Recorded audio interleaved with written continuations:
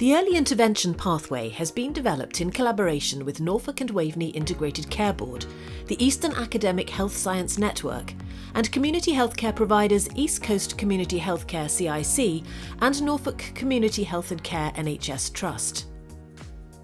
These organisations joined together as part of a pilot programme to improve lower limb wound care as one of the first sites in the east of England to work with the National Wound Care Strategy Lower Limb Programme.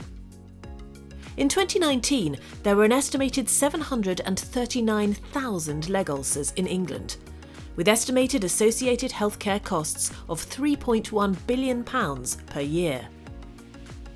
Early modelling indicated that improving lower limb wound care would release 11% of community nursing time for other areas of care and reduce the spend on dressings due to faster healing and lower recurrence rates. To help realise this potential, the AHSN network, the innovation arm of the NHS, is working with the Transforming Wound Care programme to enhance the patient journey and clinical and digital effectiveness. One of these streams is to support the early intervention of wound care assessment.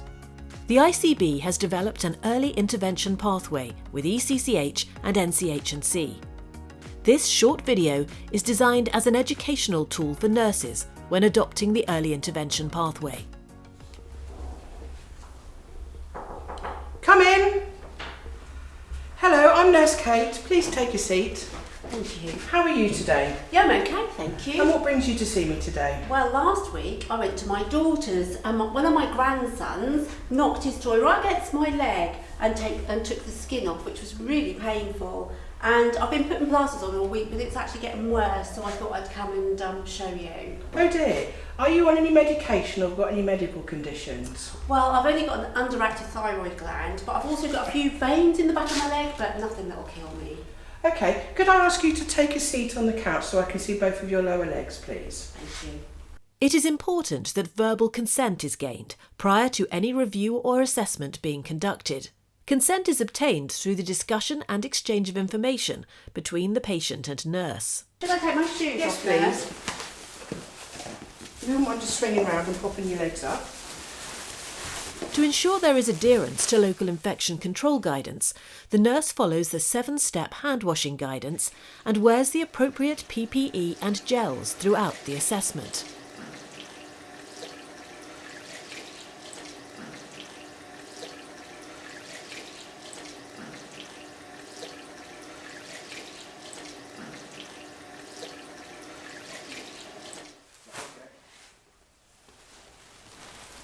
So I'm just going to assess your lower limbs. Okay.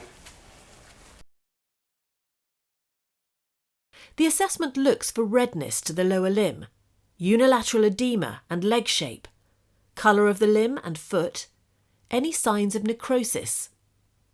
Is it cold to touch? Is there pain in the calf or a feeling of tightness or swollen veins? The nurse carries out a pain assessment and a pain score is used. This includes asking if the patient has any cramp when walking or pain when the leg is elevated, especially at night. The nurse asks the patient if they're feeling well today. If the nurse is concerned, they may complete a set of observations to rule out infection and symptoms of sepsis.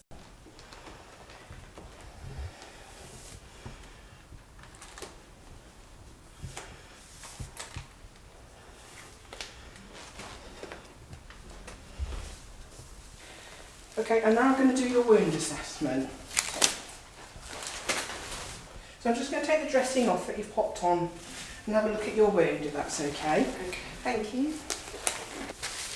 And pop this underneath your leg. That's all right. Press that on there. So I'm just going to peel that off.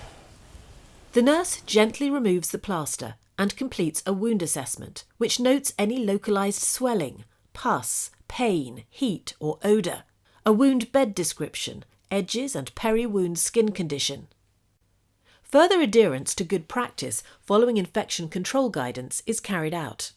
The nurse cleans the wound with normal saline measures and photographs the wound, asking if the patient has any allergies. Are you allergic to anything? No, not that I know of. That's absolutely fine. What we're going to do now is just put another dressing on. The nurse selects an appropriate dressing from the ICB wound care formulary and applies it to the wound after washing their hands and changing to sterile gloves prior to applying the wound product.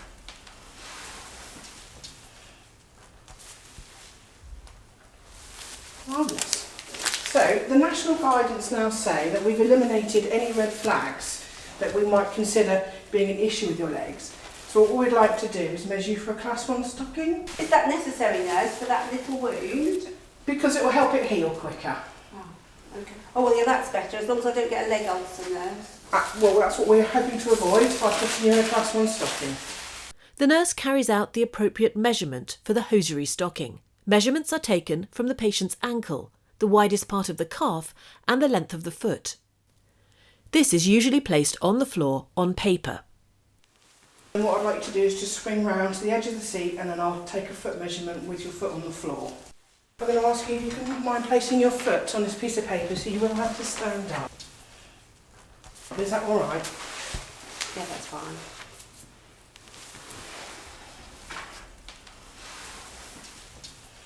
You can feel free to sit back on the edge of the bench for me.